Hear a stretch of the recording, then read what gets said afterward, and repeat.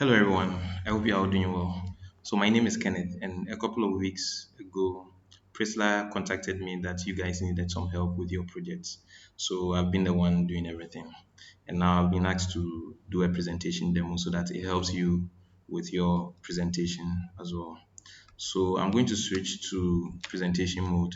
And what I'm going to do is I'll give you some guidance. But first of all, I'd want to record the whole thing so that later on I'll say some few things that you need to be mindful of.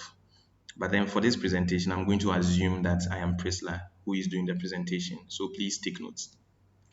So you start off by saying this.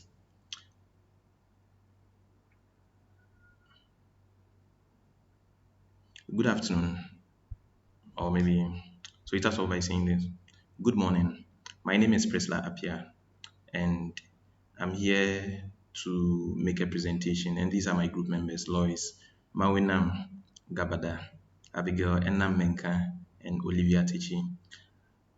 Our topic is Determinants of Youth Employment Rates, a case study in Ghana.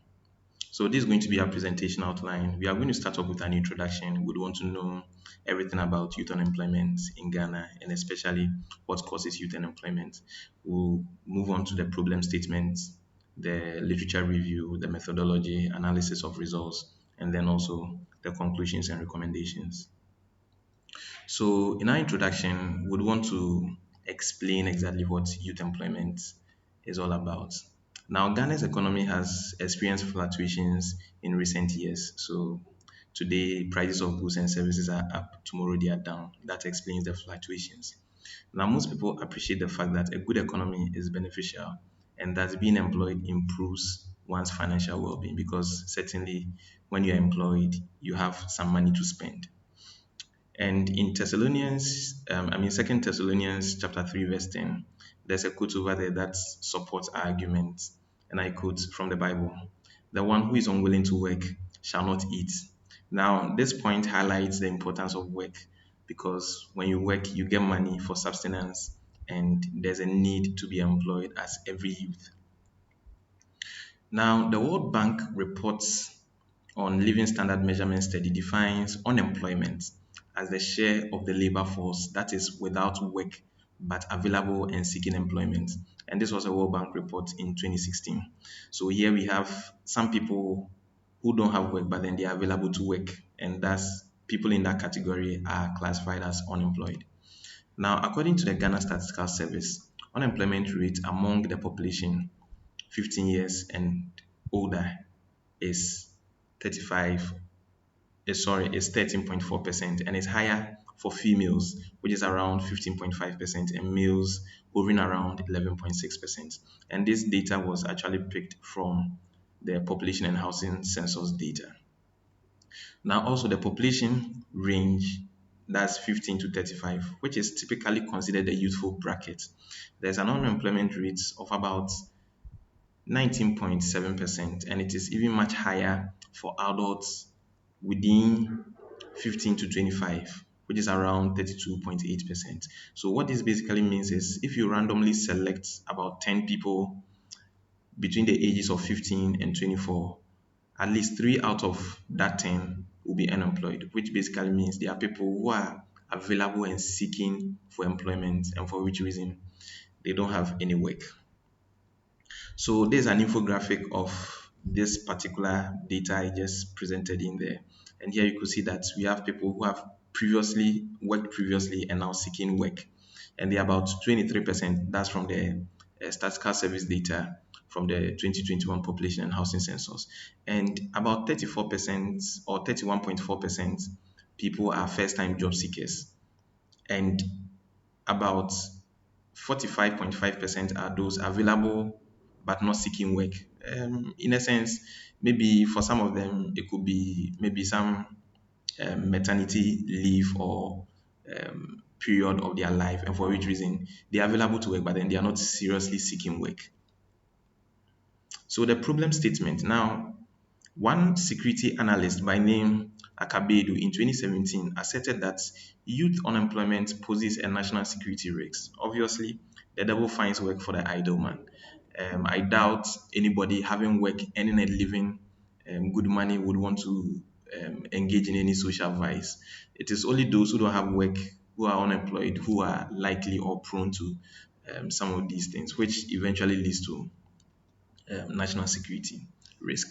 Now, the United Nations Development Program, that's the UNDP Ghana report from 2013, highlights that youth unemployment is a prominent factor contributing to vulnerability, violence, extremism, and radicalization in the northern regions of Ghana.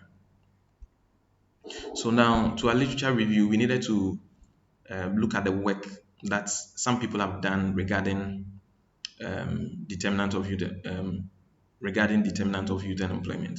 Now, one of the interesting papers we found, which was almost like a replica of our project, is the paper authored by William Bam Boateng, and that's Determinants of Unemployment in Ghana, which is more or less like our work.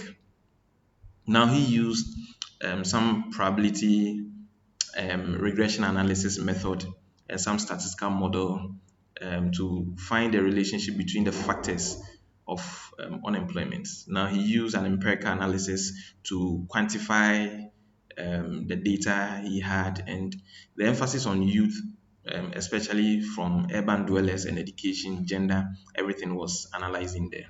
Now, the study proposed actionable policies based on research findings to address unemployment, including sectoral investments, promotion, and support for youth and school leavers. So this was one of the major papers we actually looked at. And because what I would say the determinant or the factors of youth unemployment was basically exemplified or stated in this paper, we actually took a lot of inspiration from this paper to build upon our work. Now, the second paper was authored by Michael Puku Bwansi and Sam Afrani in 2011. The title of the paper is The Magnitude and Impact of Youth Unemployment in Ghana. So, in this particular paper, the methodology, of course, they did a comprehensive literature review that adopted a steady approach to dwell into the specifics of youth unemployment. Now, in their approach, they use a descriptive analysis to look at everything, and they actually compared census data from 1960 to 2000 and to the year 2000. So they looked at that historical insight in there. Now, one of the major findings they found out was youth unemployment is critical in Africa, notably among those aged between 15 and 24. And this actually supports the 2021 population and housing census data we also looked at. So he also said that it is even much serious in rural urban migration, which actually is very clear.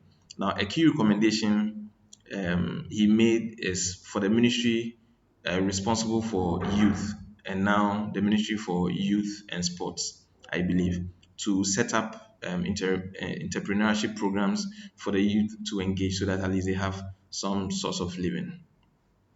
Now, the third paper we looked at from Mike was from Christopher Emisa and Kingsley Nyako, and they took a deep dive into the psychological effect of youth unemployment in Ghana. So definitely, there's a huge psychological effect. Imagine having the dream of leaving school to find a job, to live life, and of course, things don't turn out the way you imagine. It is definitely a psychological issue, and unfortunately, in this paper, there have been instances where people have actually committed suicide and all that. So he looked at that. Now, his research, he looked at a sample population between 18 and 35 years of the youth in Ghana and specifically Accra, and he used a sample size of 362 individuals, and it comprised of both unemployed and at least some employed people.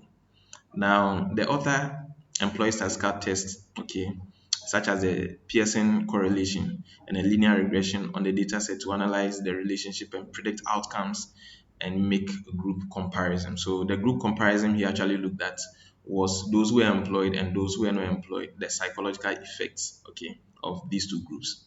Now, the comparative analysis was conducted between of course, the employed group and the unemployed group, and he examined the impact of unemployment as far as the psychological well-being of people in that group are concerned. So one of the major findings Christopher and his group found was youth unemployment, or people who are unemployed among the youth brackets that he um, analyzed in Ghana exhibited poor psychological health compared to those who are employed. Additionally, the duration of unemployed or of unemployment was identified as a significant predictor of these adverse psychological outcomes. So definitely there seem to be some psychological effect on those who are unemployed. And that's quite interesting to note.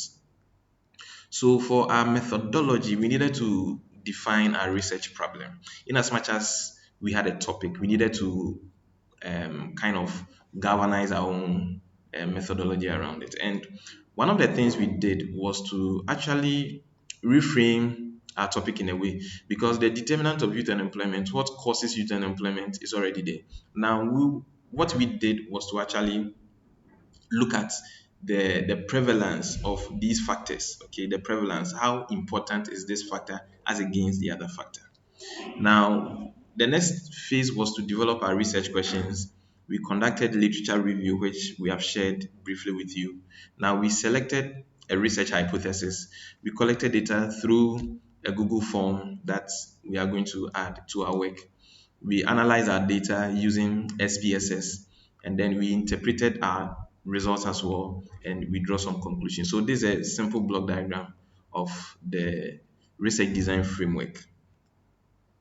So from our results, after collecting data and analyzing it using SPSS, we came up with these interesting findings. So from our participants, we were able to interview about 60 participants. And first of all, we needed to know their level of education. And we wanted to compare their level of education to their employment status. So here we have, out of the participants, we looked at um, 36 out of the 39 have some tertiary degree, and that's what is being shown over here with this large portion of the graph.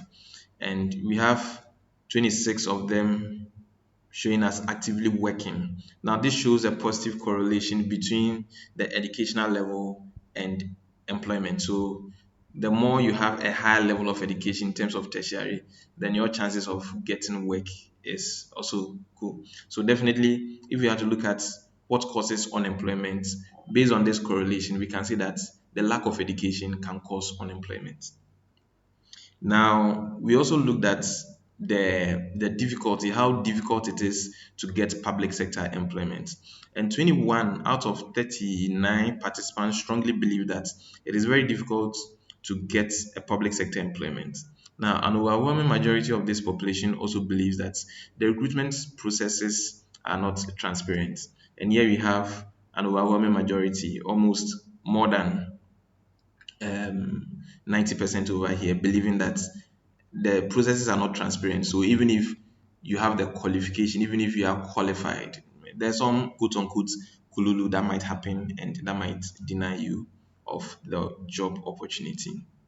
Now, we also needed to look at if family connections. Okay, here in Ghana, we know that some people get job because of their connections, and some of which are not too fair, because not everybody will know a politician or will know somebody at a higher place. Now, 17 out of the 39 participants strongly believe that family connections are needed for employment, which is quite interesting. Now, in the case of political connections, leading to employment, about 31 out of 39 believe. So when we compare family connections and political connections, it does appear that you need more political connections to get job than even family connections. But at the end of the day, it doesn't speak well, because it gives room for putting square pegs in round holes, and also does not promote meritocracy. Now, this shows how corrupt and unfair some recruitment processes are, and at least these are based on the data and the feedback we got from our respondents. Now, finally, we also had to analyze the question because not everybody is going to have that formal education. So we wanted to look at those who have that skill in terms of vocational training and stuff like that. So the number moves in the same trend when we try and compare the effect of lack of capital and that of the lack of vocational skills. And they seem to correlate, okay, because here respondent, an overwhelming majority says that yes, if you don't have capital, it becomes very difficult to set up your own business. And over here too, 30 participants out of 39 believe that yes, if you don't have that technical skill, it also becomes very difficult. So we kind of see the prevalence in terms of the severity of those determinants in here. So, conclusions and recommendations. Now, the world is dynamic, and the factors contributing to youth unemployment in Ghana can evolve. So, maybe today it may be the lack of capital, tomorrow it is likely to be the lack of skill, the next day it may be the lack of another thing. So, therefore, continuous research in this area is needed to address the different challenges of unemployment that might suffice in the future, because if there's a change, we also need to do some research to address that. Now, one of the things we encountered during our study is the issue of underemployment. So, underemployment issues also emerge frequently, and underemployment basically means somebody who has some kind of employment, the person is engaged, but then maybe it's not paid the right salary, or maybe it's not getting the right or adequate remuneration. So you find a lot of youths who probably have the necessary qualification in a particular field, but because that job is not there, that youth will prefer to do some um, excuse me to say, some menial job to at least earn a living. So that's basically underemployment. So in our recommendation, we recommend strongly that future research on the determinants of underemployment in Ghana should also come in, so that at least we have that holistic representation of why indeed people are not employed. Because indeed, some people, based on the feedback we got after doing some interaction with some of the people we contacted with, it's almost as if some people are not employed because of underemployment, which is quite interesting. So thank you very much, and this is going to be the end of our presentation. So now here are references looking at some of the things we stated out there. Thank you very much. So at this point, I think I went too deep in terms of the explanations that I needed to give. However, this should guide you on some of the things you should say and some of the things you shouldn't say. So let me just go through this once and for all, at least every slide by slide. I think there are 18 slides over here. Now, as far as the the cover page goes, what you have here, just introduce yourself. Whoever is going to start should introduce herself. Then you mention the names of your other colleagues and you mention the topic. That's the main thing you should consider over here. Then over here, you just talk about your presentation outline. You just hit those points. I think I spent a lot of time over here, but then you are just to just mention them. So for instance, there's our presentation outline. We'll start with introduction, move on to problem statement, do a literature review, methodology, analysis of results, conclusions, and recommendations. You don't have to say anything aside what I just said. Then over here, you try and make it more interactive. Okay. So yes, of course, you can just read everything over here, but then try and put more flesh on this, so that whoever is your audience is going to understand that you are not just reading, but then you are making a presentation. Then in here, these things are very important because you are trying to bring some statistics around it, okay, so that there are some figures backing everything you are saying. And please make sure that the information you are getting from the Ghana Statistical Service is actually a data you can verify. So this is from the population and housing census. So make sure you state that over here. Then when it comes to this point, you can just say that. So for instance, after saying everything you said over here, when you get to this point, you can basically say that this is an infographic supporting the previous slide, and you just move on. You don't have to spend a lot of time over here. Then the problem statement is also very important, because you want to emphasize that yes, youth unemployment has the propensity of leading to a national security risk, because once somebody is not employed, that person may be vulnerable to some of these social vices over here. And the UNDP report also highlights that. You just make mention of that. Now, I believe this is where probably you just have to spend a lot of time. Okay, so just read the main point over here. Now, this is what I want you to do in order for you not to um, fall into the temptation of reading everything. The most important thing is when you come to this point. So, for instance, let me just go over it again. So, this is our literature review, and the first paper was by William Boating or William Ban Boating in 2013. Now, the title of his paper was Determinants of Unemployment in Ghana, and this is similar to our topic. Now, the methodology he used was a probability regression model. Now, he did an empirical analysis and he quantified the the data he got, and he was able to analyze unemployment patterns with emphasis on youth, urban dwellers, education, and gender. You just move on. Now, the major research finding he got was, at the end of the day, he proposed that there should be actionable policies based on the research to address unemployment, including sectoral investment, promotion, and support for youth and school leavers. So that one, you just have to find a way of coining some interactive conversation around this. Then move on to do same over here. Then I think over here you can just spend some time over here, talk about your methodology, and then the things you have over here. That's looking good. Now, looking at what you have over here, at least there are four people, okay, in this group. So now I think you can share it among yourself in the sense that one person will start, do the introduction, talk about this presentation outline, and move on to this introduction and probably end over here. Okay. So the first person will take up one, two, three, four. Then the next person will start talking about the problem statements and then move on to the literature review.